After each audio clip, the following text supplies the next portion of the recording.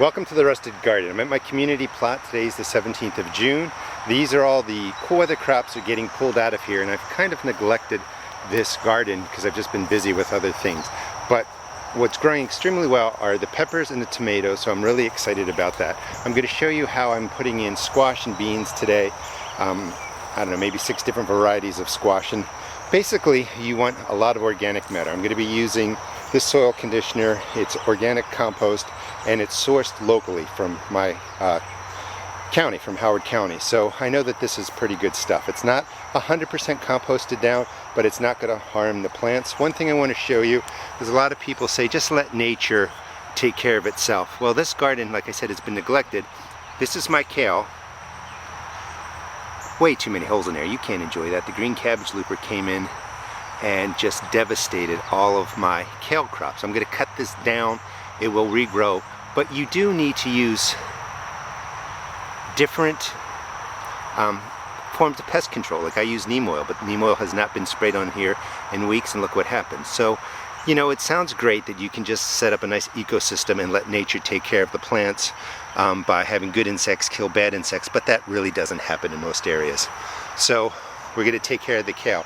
Tomatoes doing extremely well. They all need to be staked up. That's going to get done.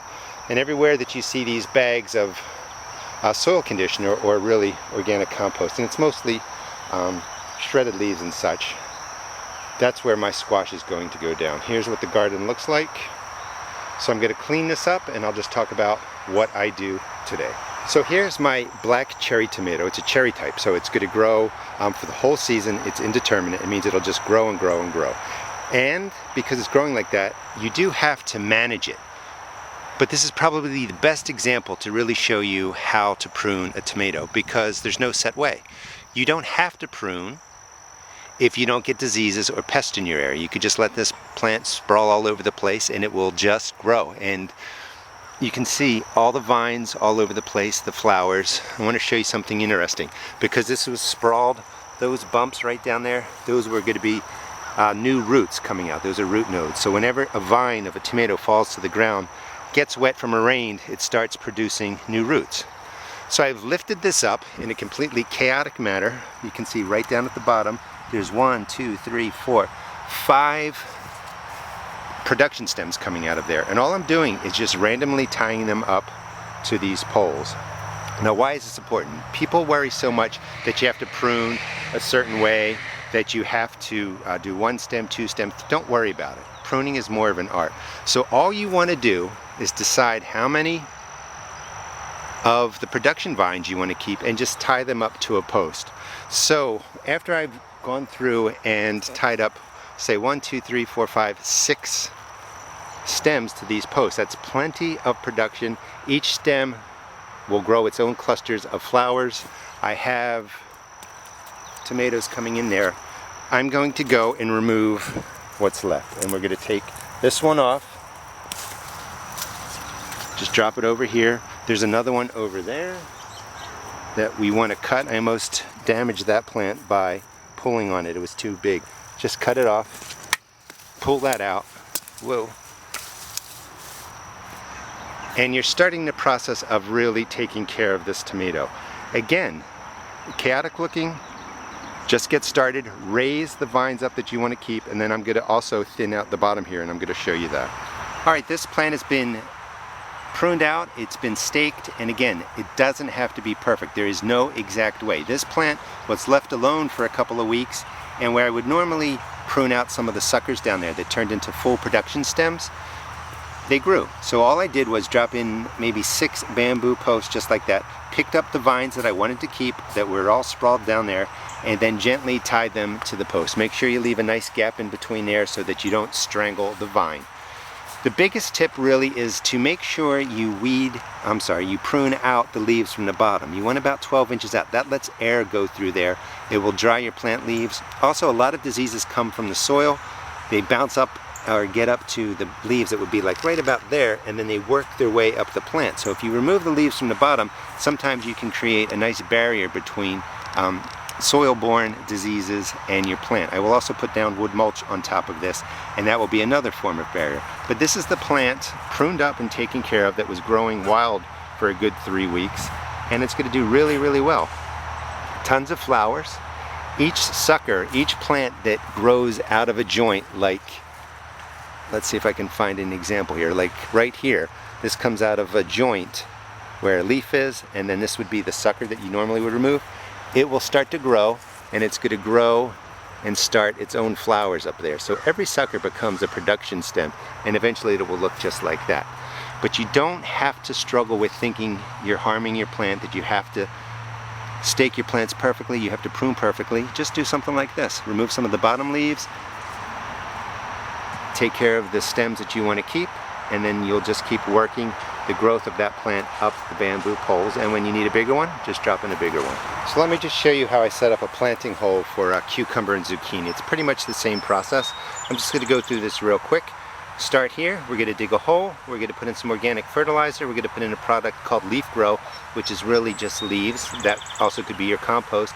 Mix in a little bit more organic fertilizer and mix it well, and then plant. I'll show you, it's really simple. So dig out a good sized hole about 10 inches across, maybe 8 or 10 inches deep. You just want to get a lot of organic matter in there. The zucchini and squash are heavy feeders, so we're going to put in about 2 tablespoons worth of organic fertilizer. This is a 5-5-5 fertilizer. You want to stay around that for an NPK. You don't need to overdo it. That was about 1.5 tablespoons. So that's about 2 tablespoons. And then just go ahead and mix it well into the bottom of the hole. You never want to set your plants on top of fertilizer. Once that's done, and you can see the soil's pretty nice, but we're going to add in the organic matter. And I like the leaf grow product. There's not a lot of wood or garbage in there. It's just really shredded leaves, and this comes from, I think I said Howard County. This is Montgomery County, one of the counties near us. And you just fill the hole up almost to the top, and then we're going to take the shovel and just turn this under and mix it all in. I'll show you what that looks like in a second. But this will really set up your squash and zucchini plant to grow well, because again, they are heavy feeders. And then right on top of here, another 2 tablespoons worth of the organic fertilizer. It's 1 tablespoon, 2 tablespoons, and let me mix that up and just show you what it looks like. So when you're done, you have a nice planting hole for your squash or zucchini. Lots of organic matter, nice and loose, set up with some organic fertilizer. You would just dig your planting hole in, drop the plant in, and fill around it, water it in, take care of it. But this is a great way to grow cucumbers and zucchini because they're such heavy feeders. They like a lot of water, so the more organic matter you can put in there, the more you can loosen up the soil, and giving it, a couple tablespoons of the organic fertilizer will set your plants up to get growing. One thing I wanted to show you, which is something not to worry about, and I'll tell you why. This is my yellow Brandywine, and you can see the yellowing pattern on the leaves there, back there, right there. That's not a disease, that's not blight, nothing bad is going on. This variety just seems to do that when the high heat comes. And how do I know? Because I have the same exact plant in my garden at home, and it's doing that exact pattern. If I take a quick shot, I don't know if you'll be able to see it, but all the tomatoes over there, they're not showing that pattern. The tomato that I did the pruning on back there isn't showing that pattern. If this was a disease like blight or a problem, it would be on all the tomatoes. It wouldn't just be showing up right here. So you don't need to worry about that. Just be consistent with your watering, with your feeding, and just hope the plant takes over. The other thing that's going on with this plant, so if you ever see those tomatoes with the bottoms that are all twisted and mangled, these flowers are going to do the same thing. Sometimes with the warm weather or changes in temperature, the flowers, especially of the yellow Brandywine, just look supersized versus what they look up here where they're healthier. Those will be normal looking round tomatoes. This tomato, and hopefully I'll catch it in another video, will be all cat-faced and distorted on the bottom. So this is just something you don't need to worry about. If you see that on some of your tomatoes, just keep feeding it and watering it and they should be fine. Today is June 18th. I want to just give you a tour of everything that's growing now. We took out all the cool weather crops. All along here is pretty much cilantro and different flowers. That'll get thinned out. I'm going to be putting in new flowers. Right here in the front I have a jalapeno. In the back is a yellow Brandywine. All my zucchini, squash, beans have went in yesterday. This is a dark green zucchini, and there are 2 plants in there. That's too many plants in that small space, but when they're established in about a week, I'll remove one of the plants. Also going to grow this up a tomato cage, which makes it a lot easier to get on the underside of the leaves and really tend it for pests and for disease. That's a gray zucchini in the right corner, Cockazelle zucchini there. And again, 2 plants, whatever one is looking the best next week, I'll remove the weaker plant, keep the stronger plant. That was the red Russian kale that was infested with the green cabbage loopers. So I just cut that back really hard. I'm going to drop some dust on there to keep the insects off of it, and new leaf growth will come.